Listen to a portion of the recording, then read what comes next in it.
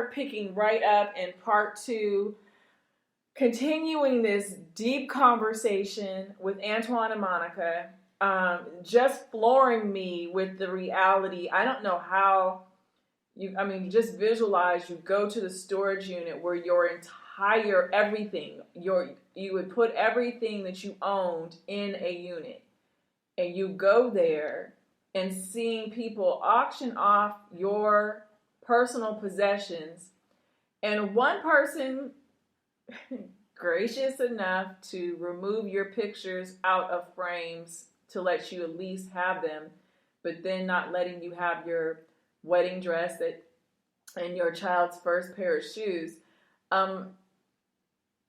What was that walk back to the car like? Number one, silent. It was like walking away from a funeral, because to me it was like watching this life that we created, this image that we created,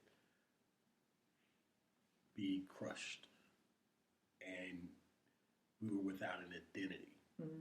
We had to really start all over. That's what it was like to me. And of course, as a man, it was a level of defeat. It was, another chapter of feeling like I failed. I let my wife down. I let my kids down. And I made some real bad decisions. How did we get here? How do I make sure that we don't ever get here again? Well, if we do, it better be a damn good reason. Because I gave up. So that was my take, Monica. You want to add? I don't really have to add. Yeah, that's your same sentiment. Same thing. Yeah. So, how did you pick yourself back up? So, fast forwarding, we are at my mom's house. We had the contract with the nonprofit building, ready to do design work at the facility. We were finally able to close on that, which means we got a payment in to be able to start the design. So it wasn't enough for us to be able to move out, but it was enough for me to open up my first office, because I had to have an address. It couldn't be attached to that or whatever. So we got a little small office off of Wesley Chapel in partnership with another company. So we had a little small piece. And we started designing the building. Got everything to the point where it was time to be able to do the construction, because it was a 2-part design build contract. And in getting prepared for construction, this was $1 million, $1.3 million project. So it was going to be a pretty lucrative effort. We ran into a problem getting funding. So when you're doing construction as a general contractor, you have to be able to bond your project, especially if it's a federal, grant or, USDA funded project. And we couldn't get funding. And I didn't understand why. And again, what I was saying about the whole thing, Siege to a Hill, that was part of the financial markets were starting to tighten up on the credits that they were giving, or financing for large projects. I didn't realize we were getting caught in that situation. Gotcha. So we subsequently had to basically forfeit the construction part of the project and give it over to someone else. Well, in going through that, I realized real quickly that doing project-based work is not going to work. You're always in this constant rat race of going after project after project after project, and you never slow down. And of course, I had this telecom stuff over here that I started seeing that, you got this entity that's on this infrastructure, and it's making money every month. But I'm trying to chase contracts, and I can't compete with the big established firms who buying contracts. I'm never going to get there. So what if I'm able to figure out how to create my own stuff that makes money? And that's where this business model of, well, what if I'm able to convince a developer? Because remember, I had been doing design work for developers. And I found out that developers, when they put together a real estate development budget, they pay for the water infrastructure. They pay for the sewer infrastructure. They pay for the electric, the roads and streets. And then when they're done development, they give it over to the utility companies. Yeah. So I was thinking that, the water company pays for the water line. No, they don't. You as a developer, you got to pay for it. I thought the electric company paid. It's like, no, you got to pay for it. Wow. And then you give it to us. And then we can make money off of it. So I'm like, whoa, hold on. What if I'm able to put in a telecom network, convince the developer to underwrite it in his budget, me also do the low voltage, so the wiring inside the homes and all that stuff, and I basically move some of my profit out in order to put extra systems in, and then convince the providers, keep them at the front of the subdivision, say, hey, you want to deliver cable TV, you got to come across my infrastructure. And if I can get the developer to go in with me, we can share the revenue. And I was like, okay, well, here's a model. Let me go figure this out. So I went back to my real estate clients that had done design work. I said, hey, got this idea. Let me throw this past you. How much are you spending right now for your infrastructure? I spend about $100,000 in the budget for the telecom. Oh, what if I'm able to do that? I go get some contractors. I do the design. What if I'm able to do it for $70,000? That $30,000, I could put that towards electronics. And if you put in your bylaws of development that the cable company can't come in unless they come across my infrastructure, if I make money, let's create a special purpose LLC that we both share. And if we generate revenue, I give you a piece of the revenues. Which means when you relinquish the development, you cash out, you still make money every month from it. Got a couple of developers say, hey, I like that. I would too. So this is now 2007. Okay. All right. I was able to convince a developer, young developer, who was building this mixed-use California-style development in Southwest Atlanta off of Butner Road called the Camp Creek Village. You know what that is. It's across the street from where you stay at. I've never seen it. Yeah, it's that Mediterranean. I've never seen it. Really? So Camp Creek, Butner? I've never seen it. Isn't that crazy? Really? So it's basically if you come and down. It's Cali style. I've never seen it. Yeah. Really? Right up Butner and it's Camp right Creek. there. I think there's like a cigar lounge. Yes. Yeah, that's Camp Creek. I've never. Yeah, you probably Yeah, drove by. look, I'm going to today. So the developer of that, it had a retail center, 110 townhomes, and 25 luxury homes. So it was mixed use. That was going to be Atlanta's first private all fiber to the home community. So it's developed by Morehouse, black guy, Morehouse guy, in partnership with a Pakistani father and son development team. And I was able to convince him, Keith, that was his name, to go into partnership where he was able to carve out a portion of his infrastructure budget, gave me the contract to do the low voltage also in the units, and put in this infrastructure. That contract, of course, enabled me to move my family out into a new home, a rental home. Okay.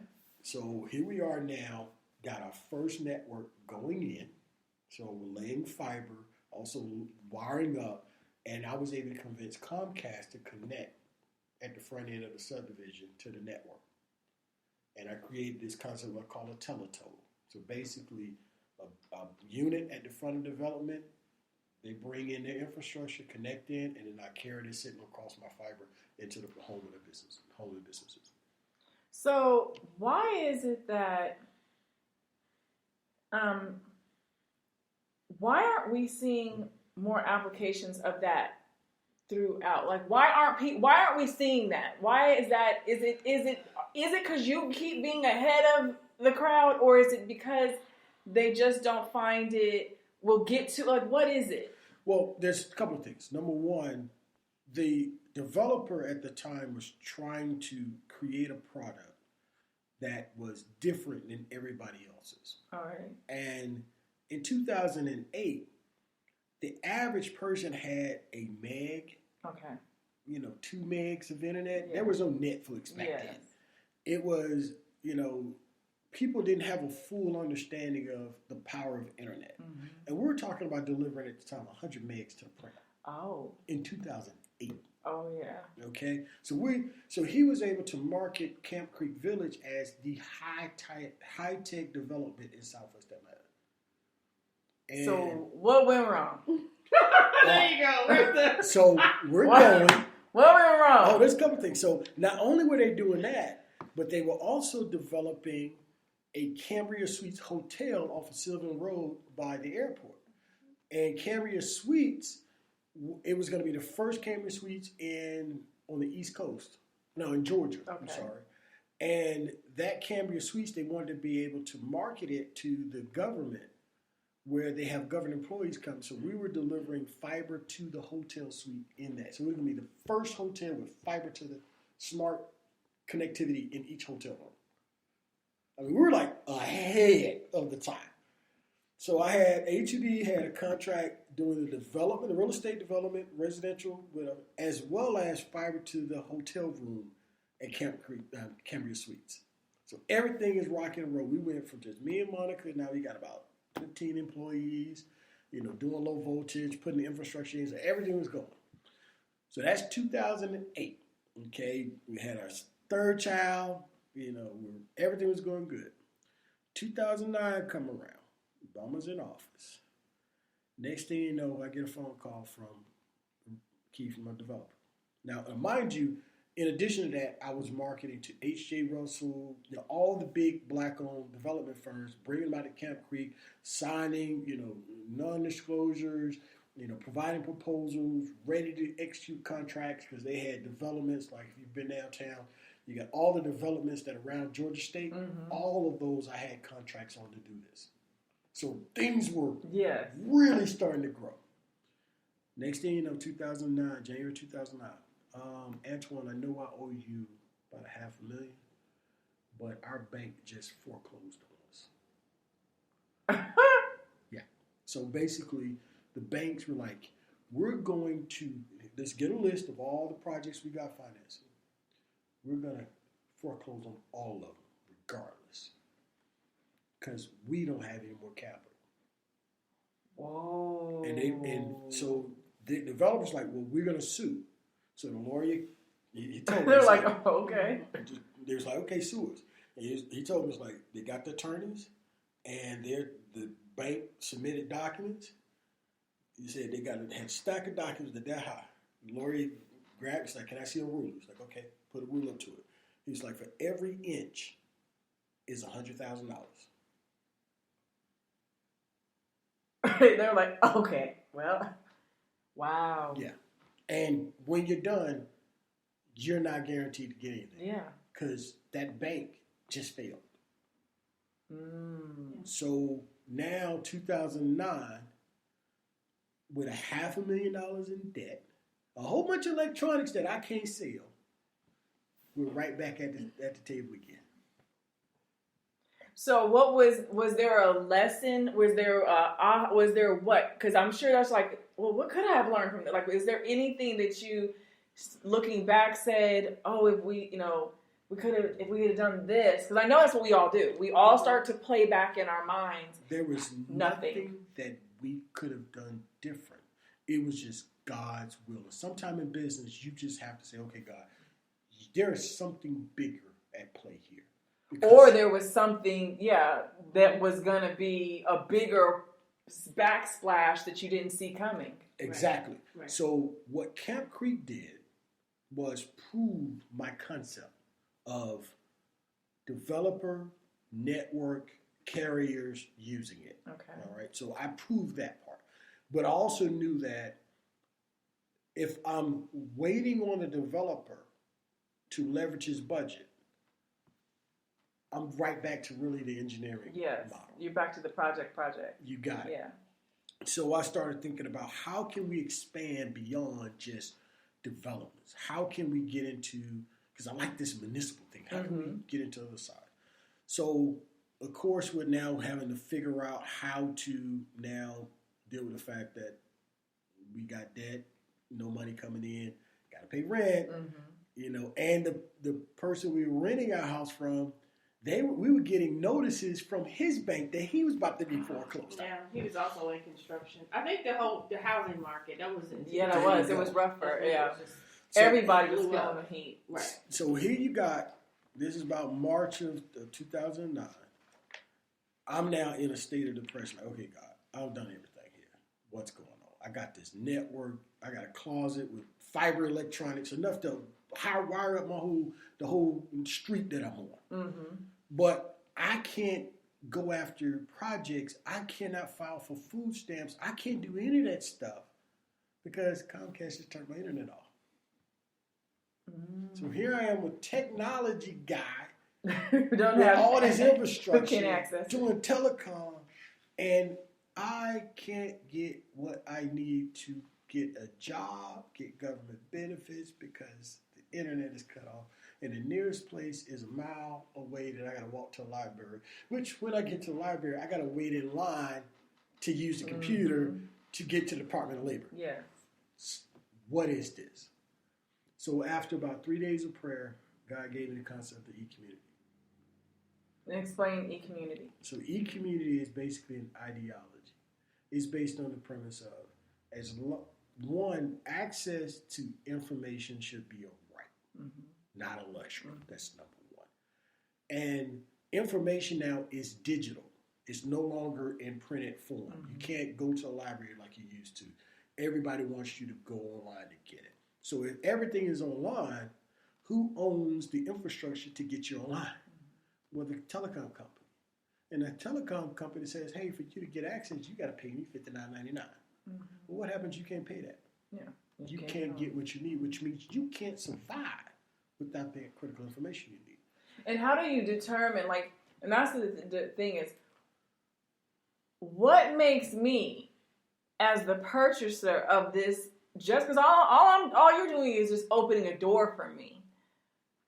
How do I know it's worth $59.99 or $49.99? Because you got no other choice. You have no other choice. I own that road. Yeah. No one is going to build another road next to mine. You want to drive to Publix, you got to get on Camp Creek. I had the analogy. I was given a vision. Right now, I can walk out this door, walk down my sidewalk, walk by my driveway, walk on the street, and get to somewhere on my own 2 feet. But in telecom, I can't leave this house because there's somebody with a shotgun saying, pay me $59.99 and you can't leave. Yeah.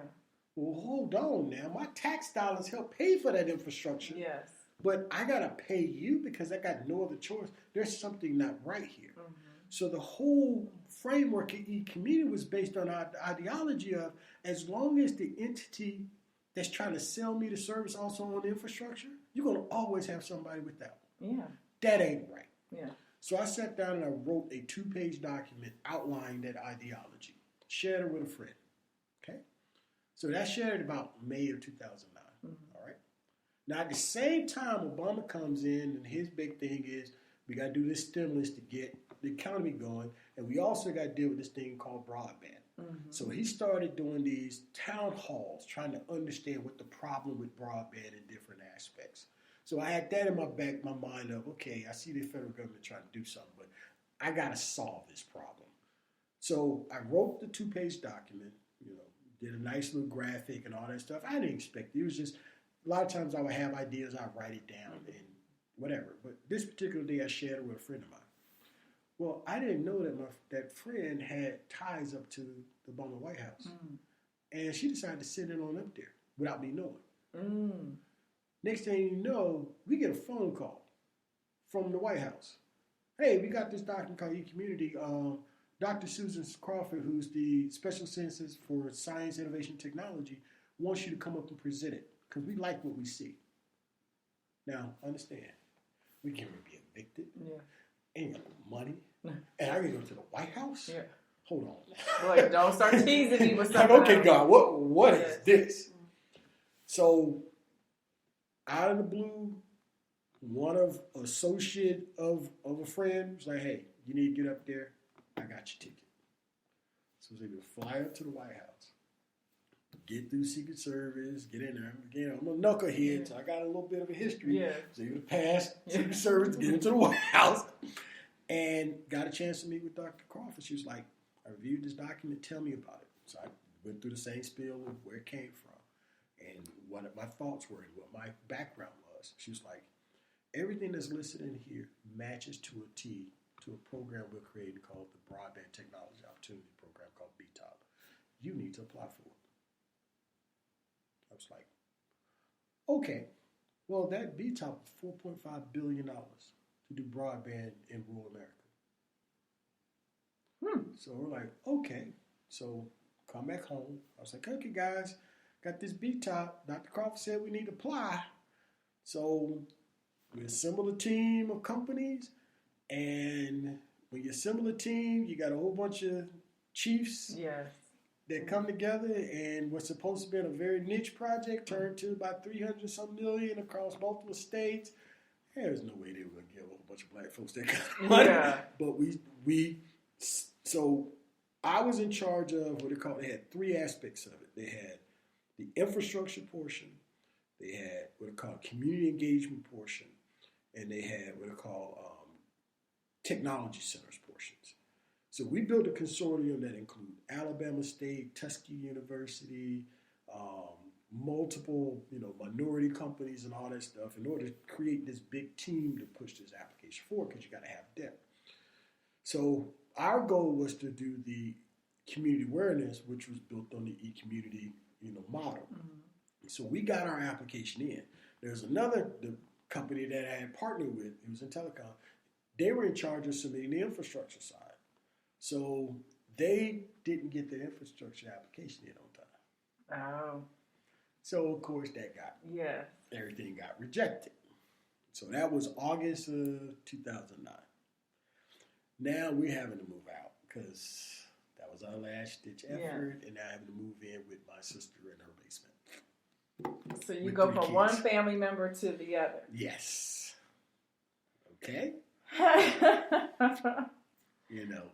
So from August of 2009 to December, it was a little rough, but was able to kind of recalibrate.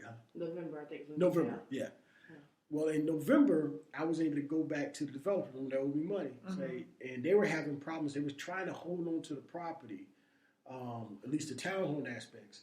And they wanted to barter with me because I knew technology. Say, hey, we need some security cameras and all that stuff. I was like, well, I'll put security cameras up on your thing, but I need a place to stay. You owe me money. How about one of them townhomes over there that are vacant? Why don't we do a lease agreement? I know it's a $350,000 townhome, 3 stories, hardwood floors and all that stuff, but ain't nobody in it. Yeah, it's just there. Can we get one of those? And plus, I still got a network in here we're still managing.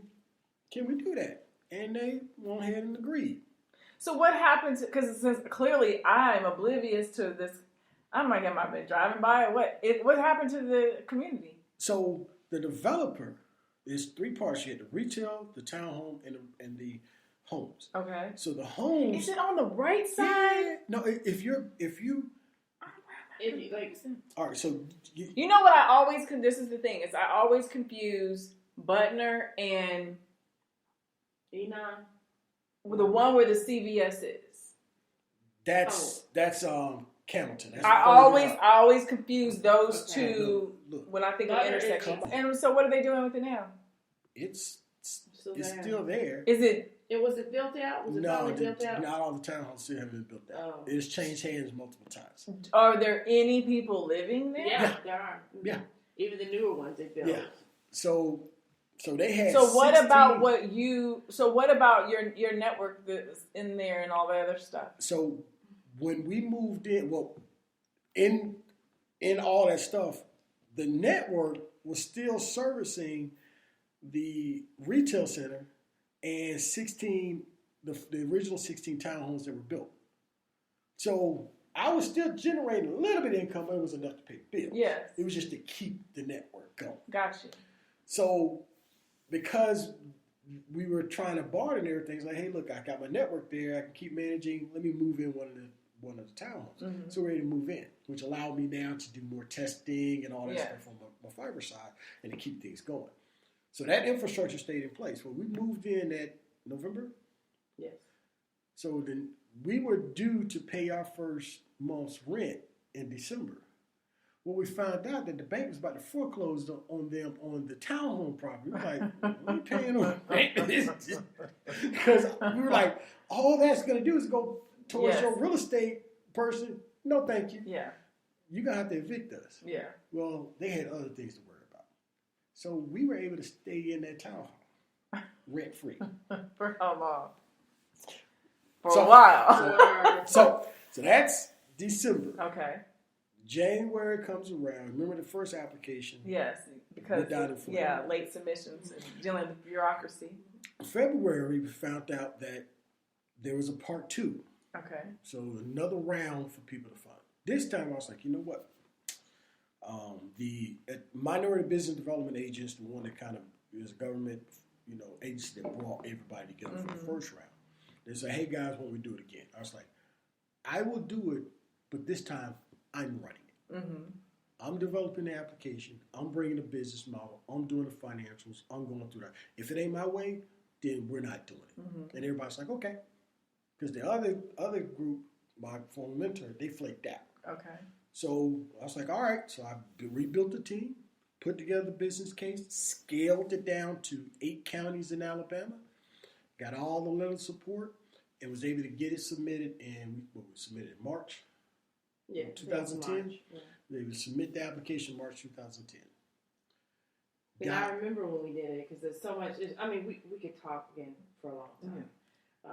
20 years worth, we're trying to Yes. encapsulate, but it was a very strenuous process. That's correct. Working back and forth with the NTIA.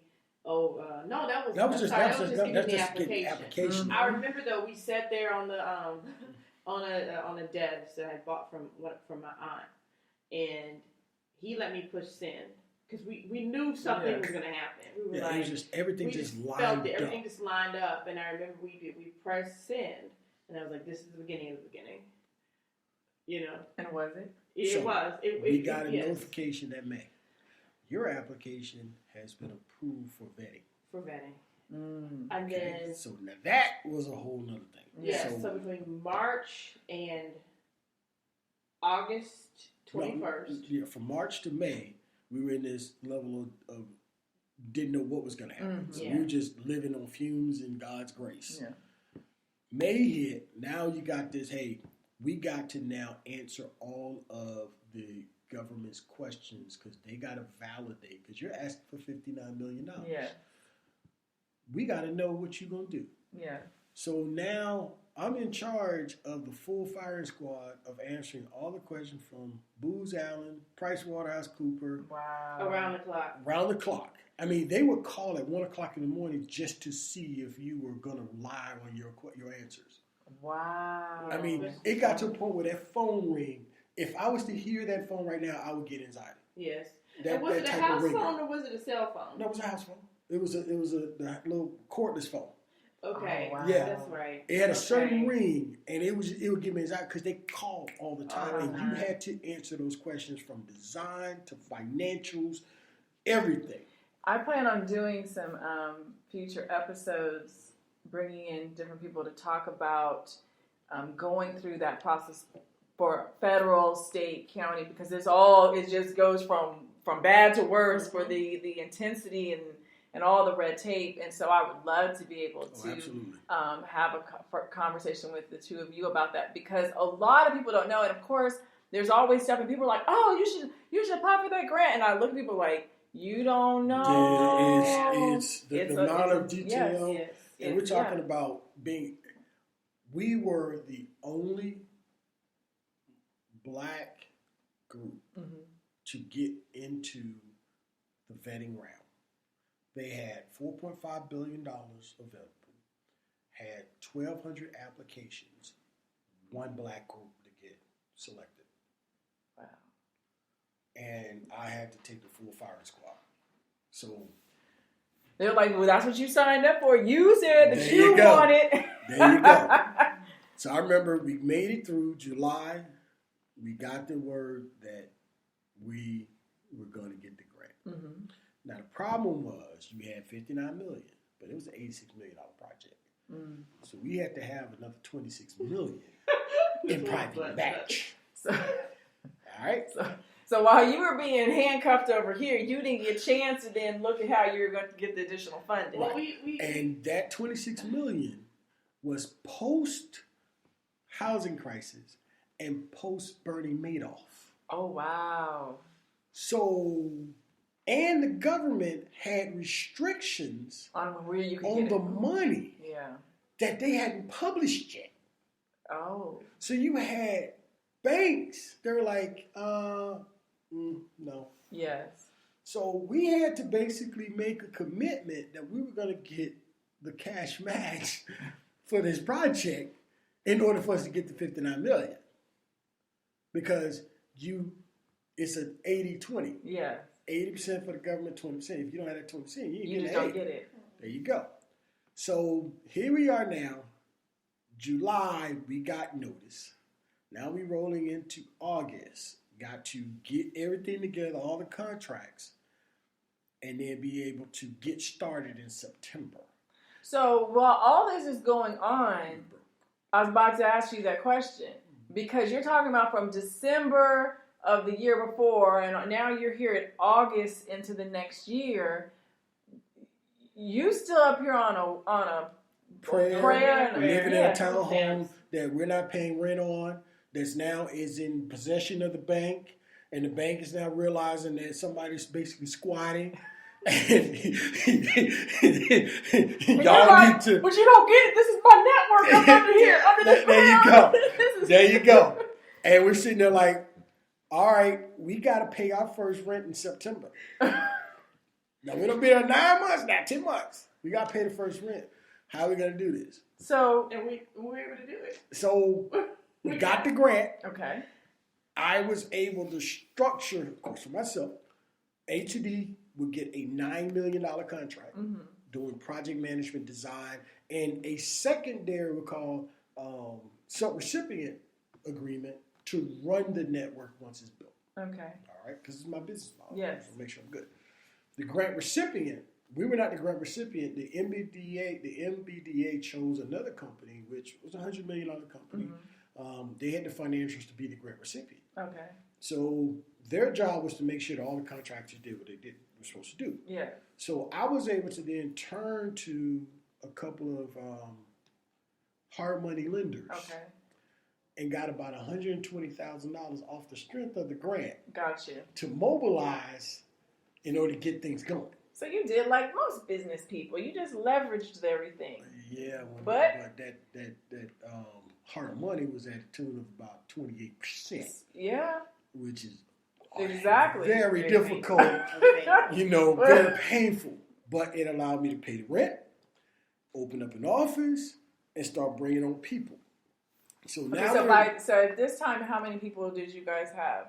We got up to what, about another 6 people. 6 people. Okay, so then now you're hiring how many more? All right, so that puts us in October. Now here's where it starts getting ugly. You remember the entity that we were dealing with in Newton? Yes. Well, that entity was the one that did the original application in August the previous year. Ah. They're the ones that flaked out. Gotcha. And because I was up under them, they felt that, hey, you just got this grant. That's ours. Gotcha. So I was like, okay, my mentor was like, hey, look, your company is failing. What I'm going to do is I'm going to give you I'm going to write you in a contract for you to manage, because we need a municipal public-private partnership who will ultimately own the network, will manage. You be in charge of helping getting them together. So I'll give you $1 million contract. Just handle that. Well, he felt that this grant was his. So he started pulling this effort to try to undermine and figure out how to cut me out and take A2D out so that they can move forward. So for anyone that is listening because of course, you're of course not the first, you won't be the last. How do you how do you position yourself? How do you protect yourself from things like that? Don't be nice. Don't be naive. Yeah. Set things in parameters. Put things in writing from the very beginning and set expectations. That's correct. I think for us, we had overcome so much criticism and negativity from family, from friends. And I mean, granted, some of it was warranted. Mm-hmm. You know, I'm grown enough now to look back and it's like, okay. Yeah, we're crazy. We were crazy. And a lot of the criticism we absolutely deserved. Mm-hmm. It was hard. It was painful. It definitely makes me not want to do it to someone else. Mm-hmm. It's going to be, have a little more compassion because I've been through it. Yeah. But at the same time, I understand. Yeah. So with that said, I think we were just so nice and just so like God, we saw God literally take us from bless us, so. and bless us. So we didn't want to be like all businessy and Cutthroat and cutthroat. Yeah. But we were to the point where we were just like, hey, yeah, you can have it, or let's just. We got to focus in on getting the project done. I felt that the carve out of $1 million would be enough for him. But I didn't realize the level of deceit and backstabbing and just pure effort that could come out of someone feeling that it was their basically birthright to have this. Everything was there. I didn't realize that. Yeah. So I basically invited a cancer into the project. So were you able to root out the cancer, or did the cancer just eat everything? All right, so I'm going to try to blow through about 2 years real quick. All right, you got 2 minutes to blow through. All right, so first thing, getting financing was a problem. Mm-hmm. So in order for the project to start downloading funding, A2D had did the initial design of all the stuff. Plus we had the equipment left over from Camp Creek and all that. Mm-hmm. So we were able to convince the government to say this is our what we call in-kind contribution. It was a total value about $750,000. Okay. So we became the initial investors in the project, which allowed the government to do the equivalent of 80%. So it's like 1.something million. Mm-hmm. Well, that allowed the project to get started. All right. So I was able to pay off my investors, but also start ramping up. So here we go, starting to do design, get the network going, which gave us enough time to start bringing on financing for the other $26 million. So we're now dealing with New York bankers and all that stuff, trying to get the $26 million raised. Well, simultaneous, the group over here was working with the municipalities and had gotten with several county leaders and convinced them that, hey, we're going to get rid of A2D because there's a lot of money that can be made. So instead of them creating a consortium of multiple counties, they create this quasi-government entity, put, in my opinion, the wrong person over it. And they basically consolidate and say, hey, look, we're going to maintain the power.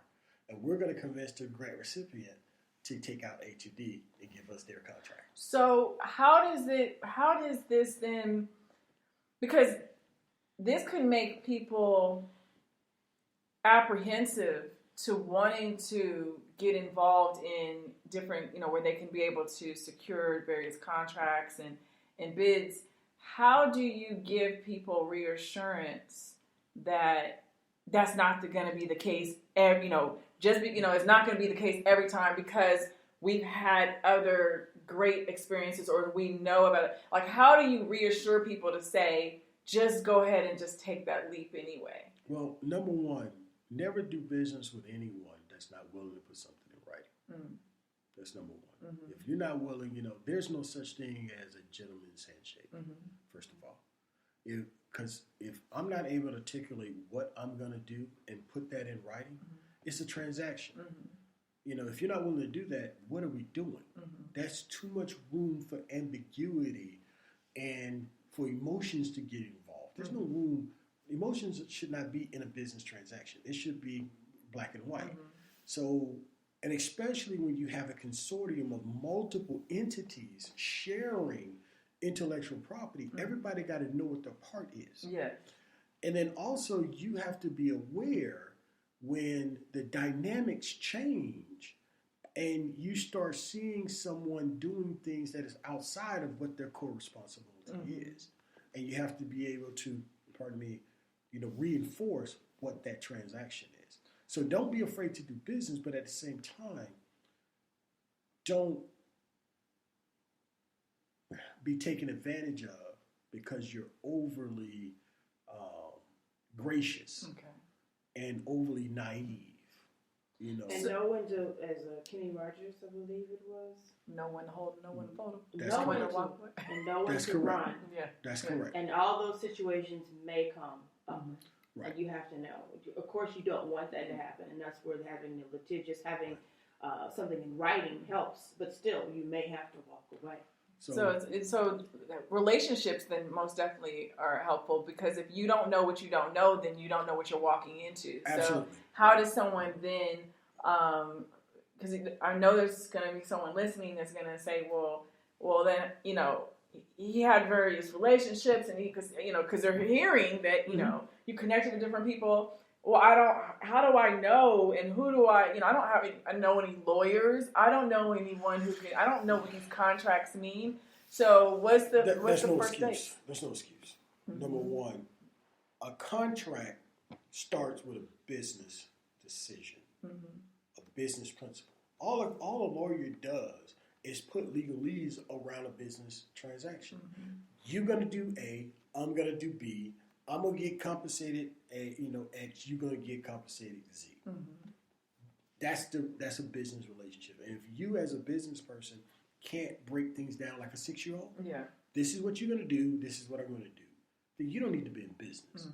I just have to be blunt. Right. You don't need to be in business if you can't think through a transaction.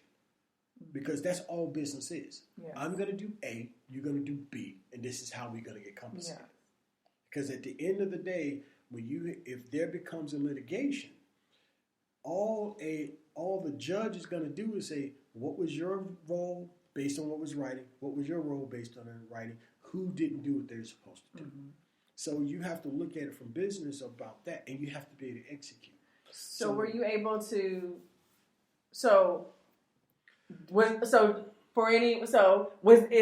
Is there a happy ending to that particular? No, there is a happy ending. It wasn't a happy ending to that. In summation, what happened is we wind up ultimately we were faced with a choice. Either A, we had to sacrifice our company and breach our contract to allow them to take over or walk away. And we knew that the entire grant was based on our business case. And what they were trying to do was say, hey, for you, Antwon and Monica, to survive, you need to give me all your stuff and we'll give you a little piece. Forget all the 65 employees you now have, the 2 offices, forget all that. Antwon and Monica, for y'all don't want to go back being homeless again, right? But you got this intellectual property over here, this business model. Give me that, and we'll give you a little piece. We'll give you a job. We told them where to stick it. Yeah. It's like, you know what? I know what we have. I know what this is. God got me. So we decided to walk away. And we walk away, guess what we got to do? We took all of our business financials, all of the engineering permits, everything that we invested in, you got to take back. So what did they do with it? We did sue. The grant recipient owed us money, so we wound up suing. But ultimately, the grant folded because the federal government was like, without A2D and E community, there is no. Yeah. Because what the former entity said is, hey, I taught him everything he knows. So I give people this analogy. Think about if every person that taught me something, I would be in debtor's prison. So this is the analogy I like to give people. There's a song that Jay-Z had called Lost Ones. Yes. There's a particular verse where he's talking about Dame Dash, where he say, I heard blank blank made whole. I said, okay, go make another hole. Yes. And that's basically the position I took. It was like, okay, so you made me, go make another me and go do that project. Yes. I'm going to go. Yeah. And that's what we did. So we left, took all of our marbles, said, you know what? It's time for us to go be our own carrier, build our own networks. Forget dealing with everybody else. We're going to now move forward. And as far as recipient, you owe us money, so I'll see you in court. So we wind up suing them. It took about 2 years to get through litigation. Ultimately, we settled favorably. And we were able to take that money and invest that into starting our first network. So, fast forward to today. What is A2D up to now? Today, we have secured, for us, in order for us to build networks, we have to have what we call an anchor tenant. You know, you just can't go build something and hope that people connect. In order to secure financing, it's simple. I have to raise debt, which means I have to have a revenue source that a third-party financial agent can say, hey, it's bankable. That's how you get capital. So in the world of telecom, I have to convince somebody to give me a contract that I can underwrite to get financing to build the network in order to now have that recurring revenue from. So to do that, once I have that contract and I build that network connection, I've now just cut out about 3/4 of the capital cost it takes to deliver connections to smaller entities along that route. And again, that's my network, so now I can peel off. So in order to do that, we figured, okay, there's about 3 different sources that we can go after that gives us enough of the capital justification in order to underwrite building our networks. And then we're able to link them all together to grow and compound. That is school systems, municipalities, and then large enterprises. Well, large enterprises is darn near impossible because most of them are biased to the large telephone companies and all that stuff. And they have those relationships. Yeah, that's hard to do. Municipalities are typically have some form of contract with a service provider, but if you get the right one whose community is crying for better services, you may be able to work something out, but typically they don't have any money or they don't know how to leverage money. So that's a much longer sales cycle. But then you got these school systems over here. A lot of people don't know that they get their telecom subsidized by a quasi-government entity where based on their school lunch program can get up to 90% of their internet costs subsidized. And year after year, they pay carriers gobs of money to connect their schools. And the IT director is typically some former art teacher who just know how to do a little bit of computer. So he's running a multi-million-dollar network that is really being run by a cable telephone company. Wow. So what we decided to do is like, hey, we need to become an E-rate vendor, which means we can compete head-to-head with the cable companies and the telephone companies. And our model was simple. You're paying, let's say, $100,000 a year for 100-bed connections to all your schools. How about you pay me $75,000 a year and I give you a gig to each one? I'm like, sign me up. All right. Now, I thought it was that simple. But what? I am an IT director who used to be the art teacher, so I don't know anything about telecom. I'm just faking here. And I can't get fired if I hire if I give this contract to AT&T. But you, AT&T, who are you? You're small, young, black. We don't know you. We don't know you. Yeah. So what we had to do was say, okay, we got to now go further into the rural communities, find those school systems that just want connectivity, but nobody's doing anything. Yeah.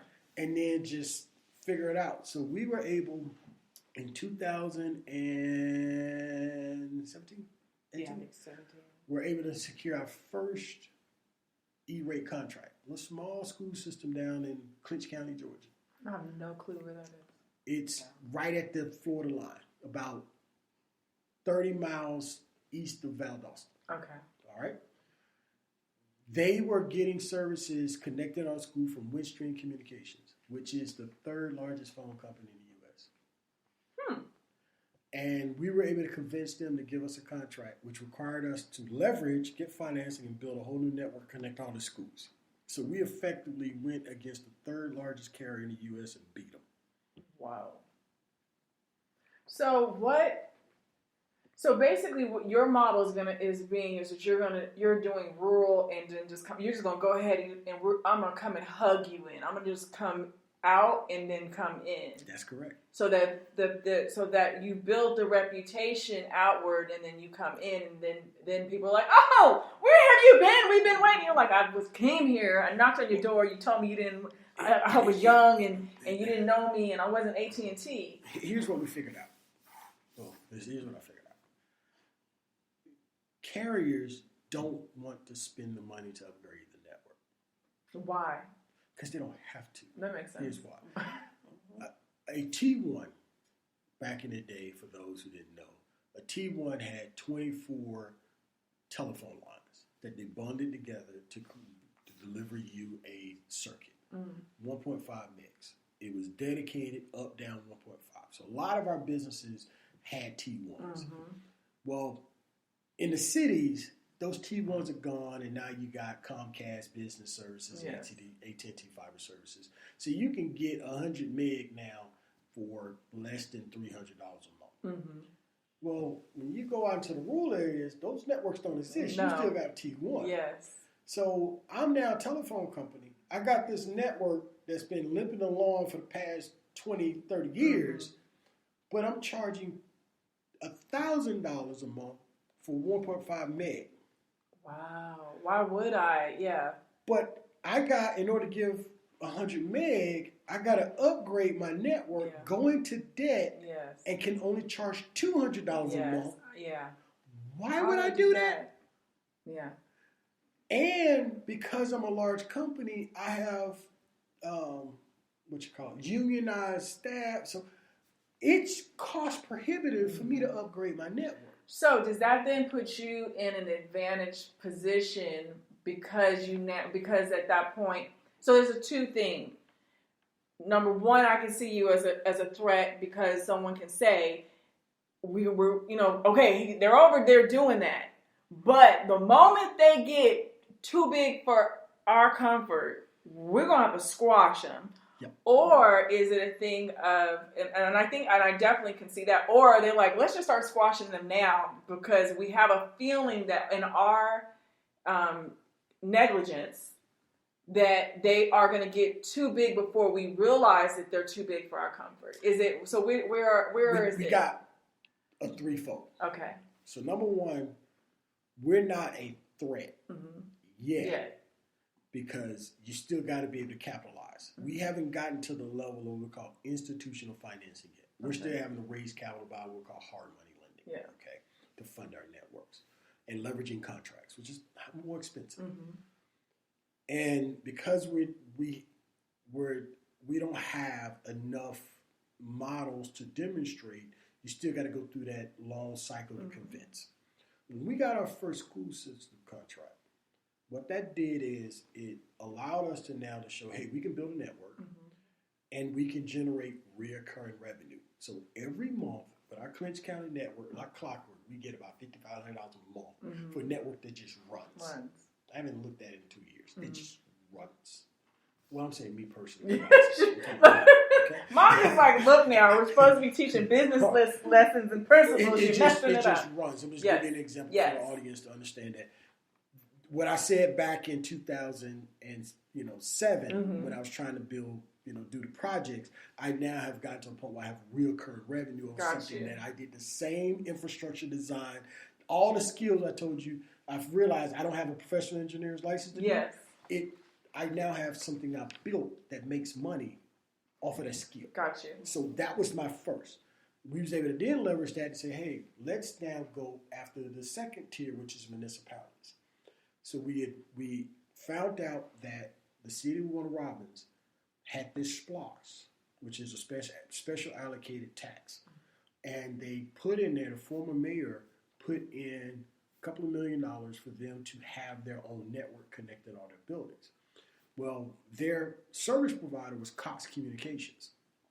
and was charging them about $30,000 a month to provide 5 to 10 meg links to their buildings. So they put up $2.5 million to hopefully get somebody to build a network connect on the facilities. Well, no one would build it for $2.5 million. They say you don't have enough money. And Cox would not upgrade their circuit. So one of our guys was like, "Oh, you got 2.5, put that over there. We'll go get financing because I know we're young, black, you don't trust us. We'll go get financing, we'll build it, and you pay our financing back once it's up and running. And we'll give you a network that's 100 times faster than what you got right now at a lower cost." And they agreed to it. And we were able to go through the whole city council meetings, approvals, and Cox didn't know. Cox didn't find out that they were about to lose that $30,000 a month until we advertised at the local Chamber of Commerce that we want to interview local contractors to help us build this network for the city. See that, and I think that's one of the problems with big business is that with that growth that you then become, you're not seeing your blind spots. You're not seeing. There you go. You're not seeing all the ways what you're neglecting, right? You're like, oh, okay, it's there. So we're not paying attention to that someone else is now encroaching in on the things you've been neglecting. And as a business person, you always got to figure out who is neglecting the market and how you're able to come in and solve that need and provide both a quality of service at a price point where they have to think twice. Is my bias worth continuing to be taken advantage of by this big company? That's the value proposition that small business owners have to look at. So what types of professionals and companies would you like to strategically align with and collaborate with? Well, now we're at a point where we are literally, we have the network in Warner Robins up and running. We have started construction of our network in Atlanta. So we're actually got crews building through the Oakland City neighborhood near Fort Mac. We're getting ready to start delivering services to our first businesses and homes here by February. So we now have a real open access network that's going up where people can get, affordable internet services from the providers who use our network. So that's going. Okay. Well, by being a network carrier, we're now in a position where we can collaborate with startup tech companies, content development companies who can use our network to deliver services in a non-conventional way. Here's what I mean. Because we own the connection, we believe that the way that broadcast TV as we know it is going to go away. People are going to want to subscribe to what we call a la carte service. I just want Netflix, a little bit of internet to do some web surfing, HBO Go, and I want my price point to be $50 a month. Or less. That's me. Or less. I don't need this. Yeah. I want to break it up because the internet is just the airport. Yeah. It's the destination. It isn't the end point. Yeah. And what the cable companies... And I don't go through all the terminals at the airport. There you go. No. So what the cable companies and the telephone companies say, hey, you got to get to the airport and pay me to get to the airport. And you're like, I'm trying to go here. I just want to take the bus. Why got to do that? So when you break that apart, there's an opportunity for companies to create apps that consumers can get directly to versus going the traditional way. And I know that they've been really leveraging the current administration. When I'm looking at, you're looking at some of, the great thing about technology, the great thing about engineering, the great thing about art, is you're always finding a way to create. You're finding a way to pivot. You're finding ways in which there's someone neglecting. And when you have all of these different services that are now available that I can stream for $10 a month, $15 a month, and I'm looking at exactly what the cable company is telling me that I have to pay $59.99, $79.99, $100 something. people are like, well, why would I pay for that? And I can do this for between 10 and 25 bucks a month. Then you start hearing about the raids, where now all of a sudden you've got the FBI and everyone coming in and raiding these people who were just giving they're like, I found a loophole. And I gave access and I'm charging this. And they're like, yeah, but you can't take from us because we're supposed to be the only ones taking from them. And they're able to say that because I own the connection. Yes. So we figured out it's like, okay, we're going to separate that. So how do you get it so that how do you get it where they then can't put a stronghold on that? Go ahead, tell us. I own the connection. That's what I want you to say. So how we make money is charging the provider to get to the consumer or the consumer to get to the provider. All we are is the road. That's it. And we're going to make sure the road can handle whatever the consumer wants. And we can break it up into multiple different pieces. When you own the road, that opens the door for innovation.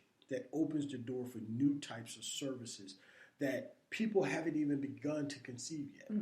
Like the collaborations that I'm preparing myself for is what I call the next generations of entertainment. The convergence of communication, video, and what I call bio experience, where now you're looking at TV and you're actually feeling the experience. The convergence of telehealth, all of those different experiences having to now come across the hybrid fiber wireless networks and done in an economic way that everybody has access to it, to what they can afford, or if they can't, some form of subsidy program that helps that. Gotcha. That's what I'm looking at. You know, one of the biggest challenges I have is when I speak to someone, I tell them what we do, it's like this deer in the headlight. Because people have gotten used to the fact that, AT&T, Verizon, Comcast, they're the only ones that can do it. How can you do something better than them? Because most of the people who work for them look like me. You just don't ever see them. We just figured out how to not be a part of that and go create that. So now becomes a point of the collaboration with technology companies, content creation companies, apparel companies, audio producers, everybody that creates something digital. How can you use my network to change the commerce of services? You know, it's interesting because we complain about the giants, right, in the industries, but when someone else is coming in with an alternative, we're then like, I don't know. I have to wait until you're an AT&T. You're like, but you're complaining about the Comcast. You're complaining about this, and I'm bringing you this alternative. And it's really interesting because it's that fear. It's the unknown.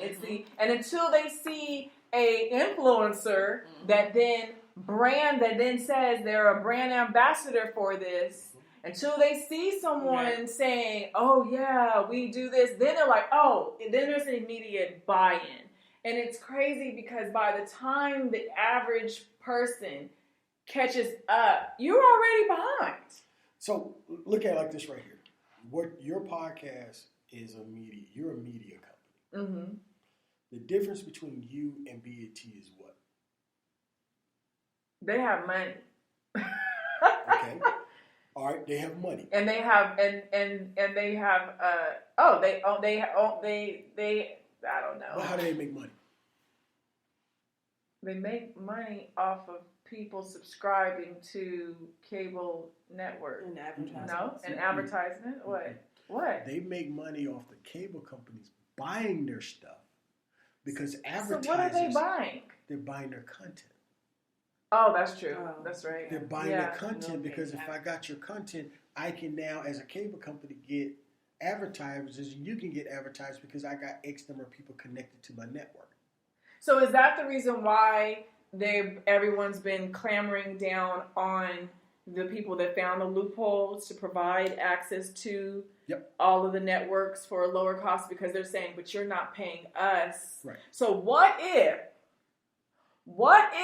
the persons who have find the loopholes reach out to the BETs and the MTV, the Viacom, and say, can we also have a relationship where we're able to, can we be the smaller version of the Comcast, of the blah, blah, blah, with at a fractional price? They'll probably say, no, you have to pay the same rate. No, as long as you own your content, what the changes have happened is you can now get direct to your consumer.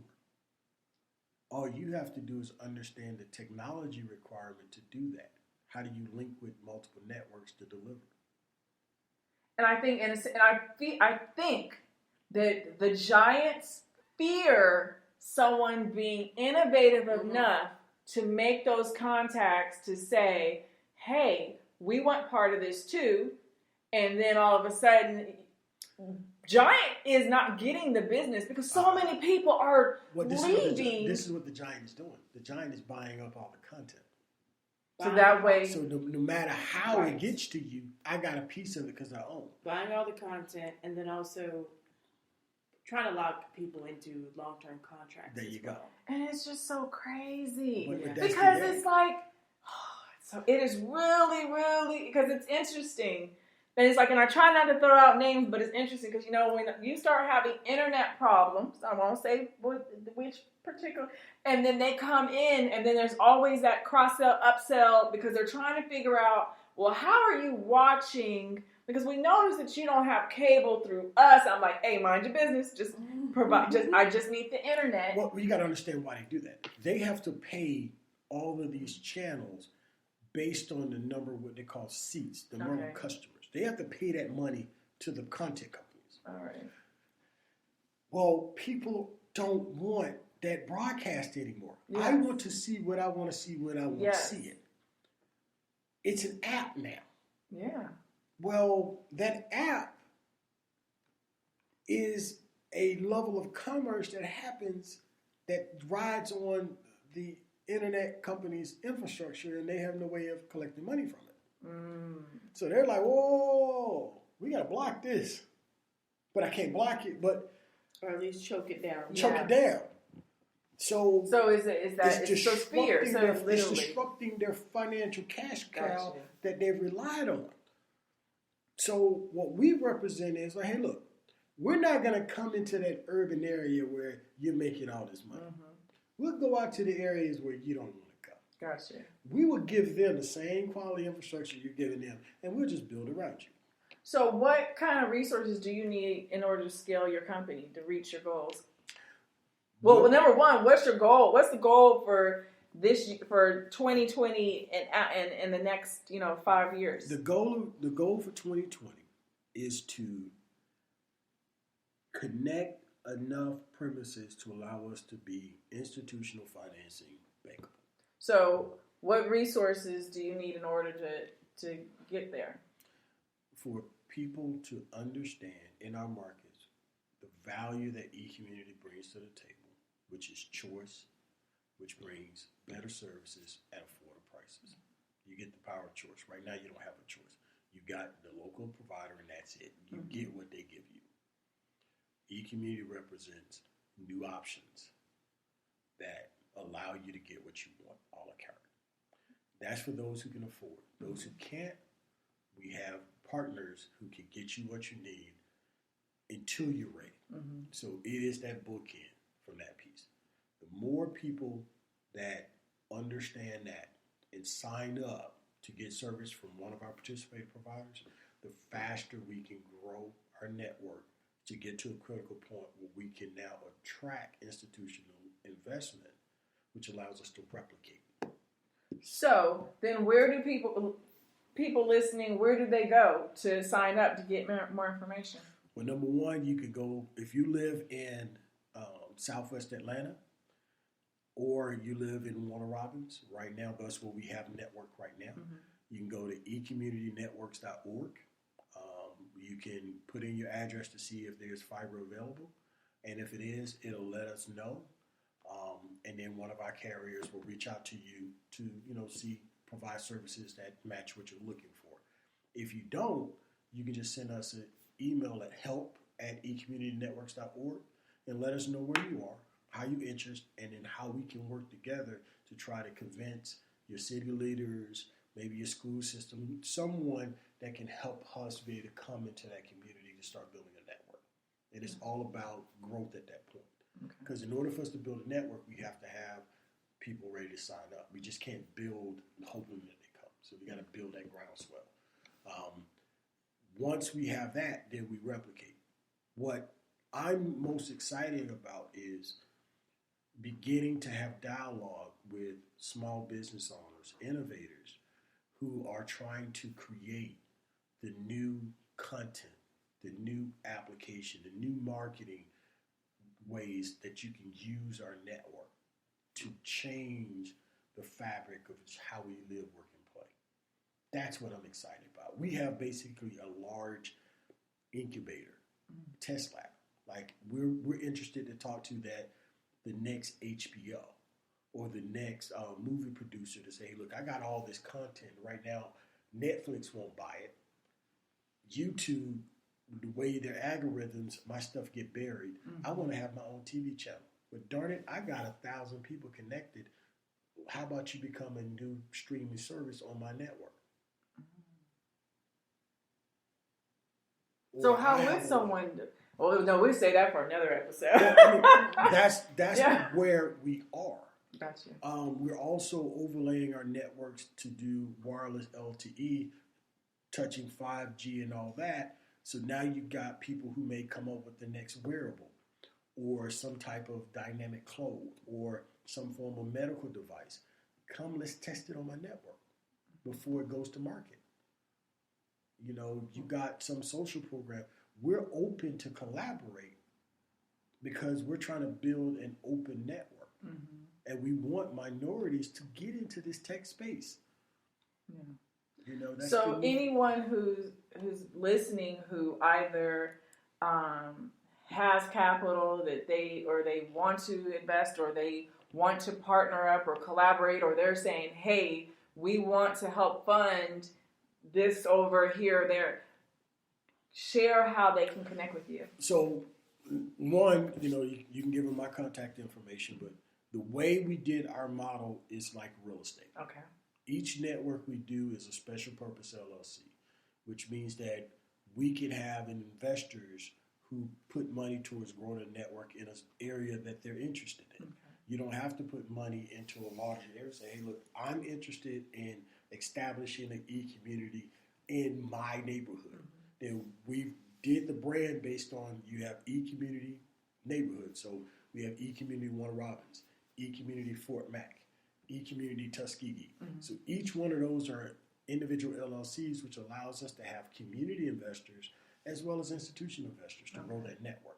So anyone that's interested in starting an e-community, let me know. All right. Are there any parting words that you'd like to share?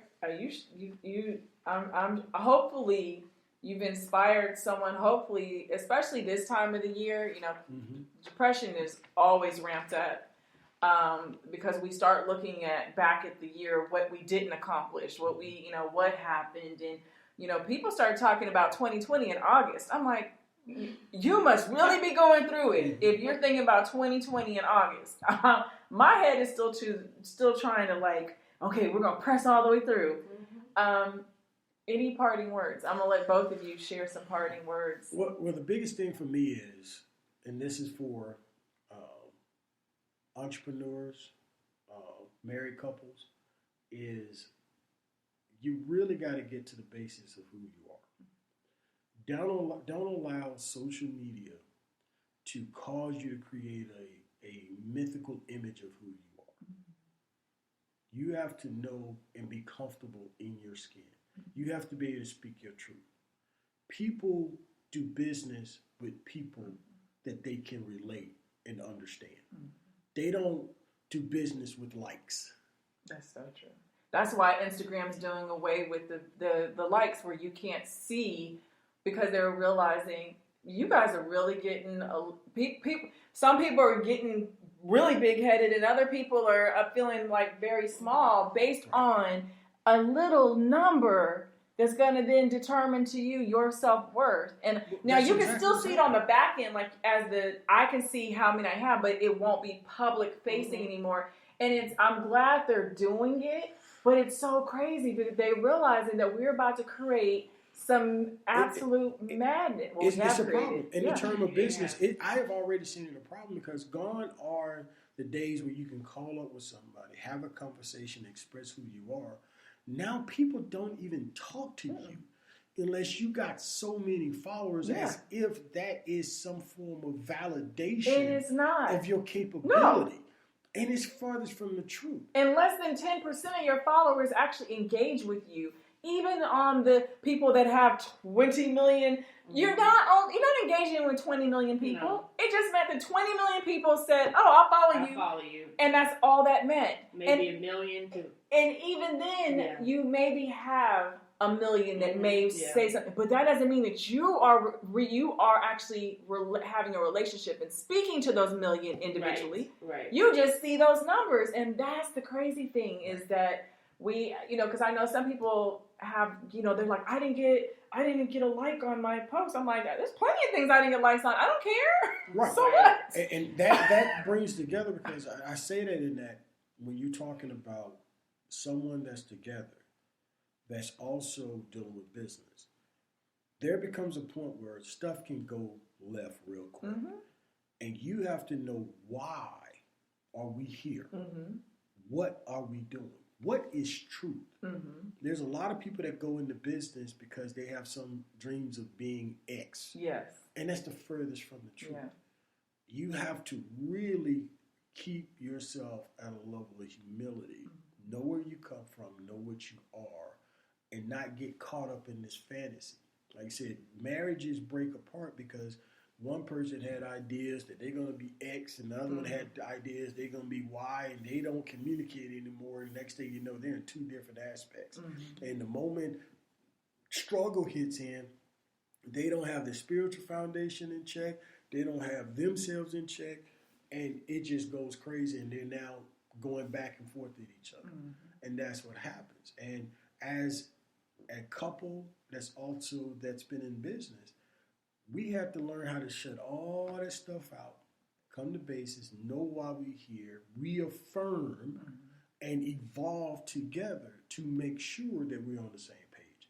And all this other stuff can go to hell. Yeah. And that's the piece that I always tell people, know who you with.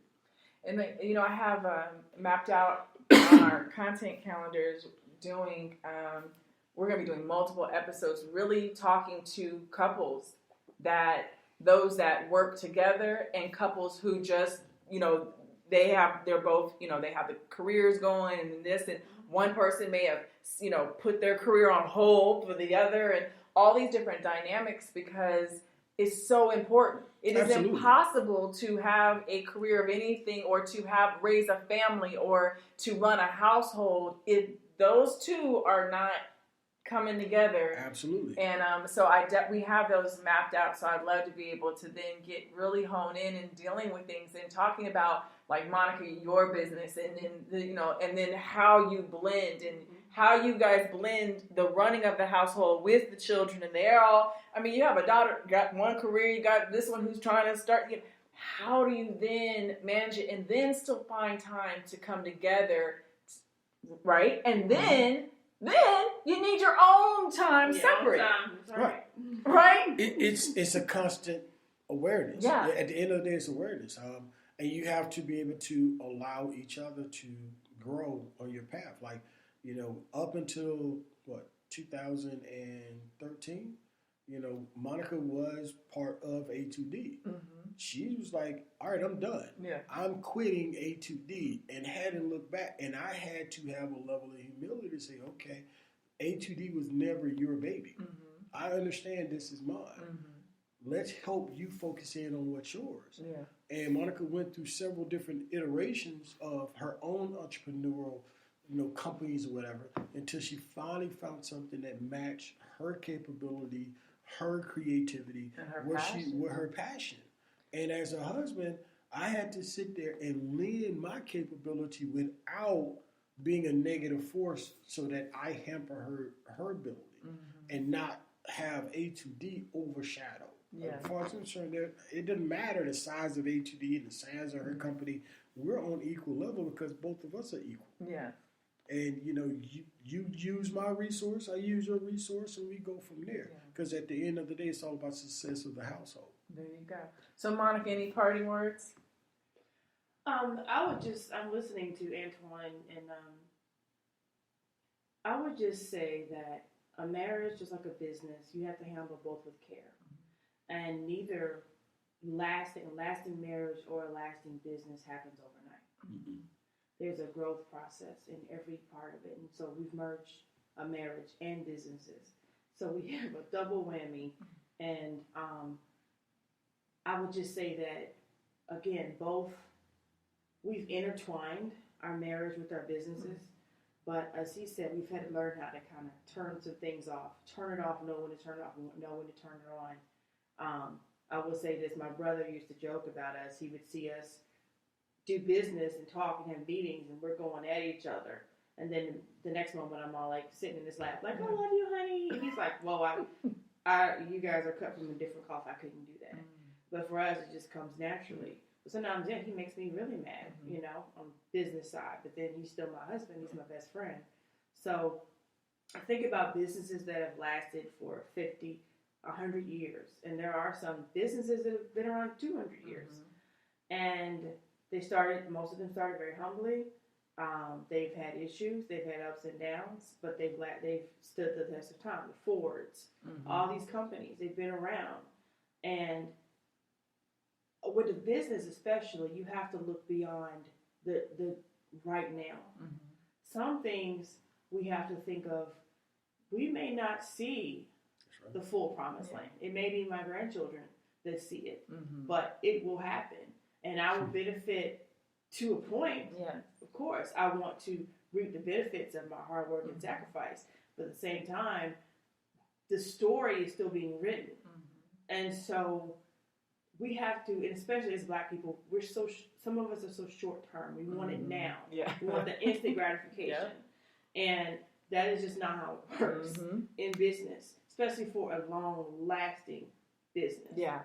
Yeah. I mean, with that statement, a lot of us make the mistake of building a business that's based on what we can individually do versus that is an entity. Like I tell everybody, this is A2D. Yeah. That is not Antwon Alsobrook. That is not Monica Alsobrook, which means that everything that I pour into it, it has to be able to do it on its own, whether I'm here or not.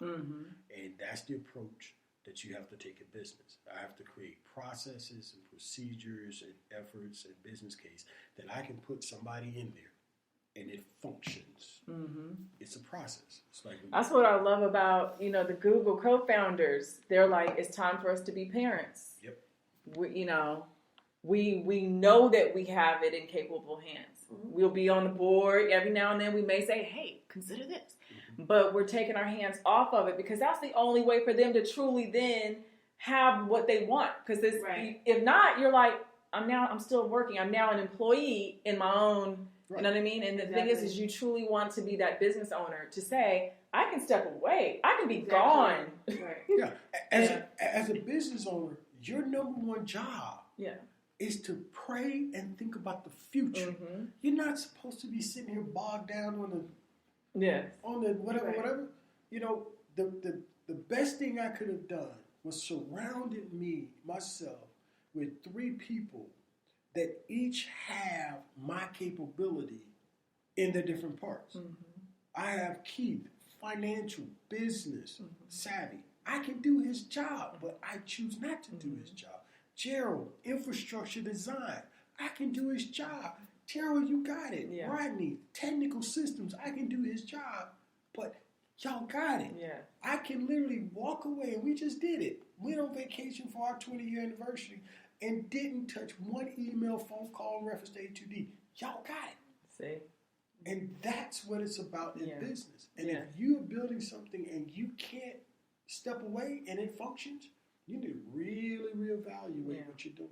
because you're going to be a slave to that. Yes. Which is crazy because so many people quit jobs for this so-called freedom, Exactly. and then you handcuff yourself right to it. And I can't remember which of those episodes I talked about it, but I know I was him and on about it because that's the thing.